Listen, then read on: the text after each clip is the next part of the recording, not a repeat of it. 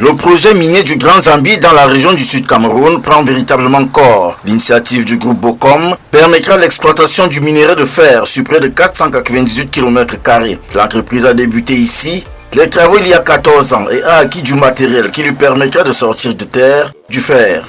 La première partie des équipements. Depuis le temps, nous avons réalisé les routes de projet de manière générale. Les routes qui vont de l'entrée et donc de la base vie vers la mine elle-même, parce que nous avons commencé à réaliser les bancs au niveau de la mine.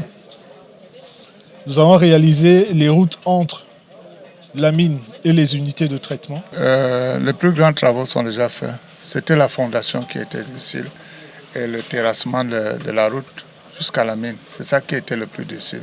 Maintenant qu'on a coulé, on a remblé, creusé les fondations, on a remblé, on a coulé.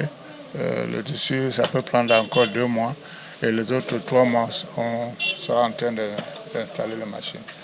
Sur le site vendredi, le directeur général du port de Kribi et le PDG du groupe Bocom venu évaluer l'avancée des travaux. C'est un réel plaisir pour moi que le DG soit là et qu'il a constaté lui-même de l'immensité de ce projet. À partir de là, je crois qu'en tant qu'un grand responsable qu'il est, il va commencer à réfléchir comment on peut faire partie, nos concentrés de faire à partir du port de Kribi.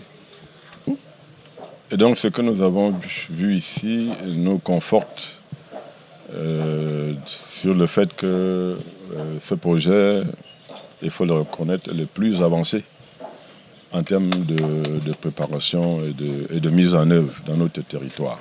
À date, les équipes sur le terrain sont en phase d'exécution de 2 unités de production. Donc aujourd'hui, on est en phase d'exécution de 2 grandes parties de notre projet. Il s'agit de la plus grande unité qui fera 2 millions de tonnes de concentré de fer par an et dont les travaux de construction pourront durer encore au moins 1 an et demi.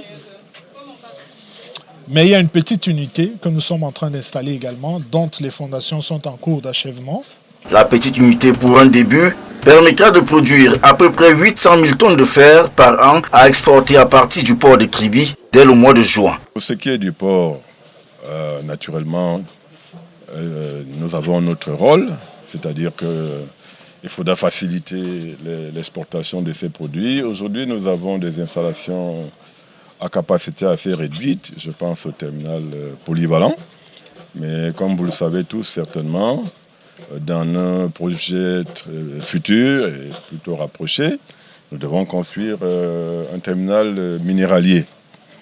L'immense projet de J-Stone a également engagé d'autres installations à l'instar d'un pylône pour la couverture Internet, ainsi que d'autres projets de société et de sécurité. Les performances de J-Stone en matière de sécurité avec les mines, avec pratiquement 250 rapports de mines dans le monde, pratiquement dans 36 pays qui font dans les mines. Les performances de J-Stone sont vraiment incroyables, c'est-à-dire qu'elles sont bonnes.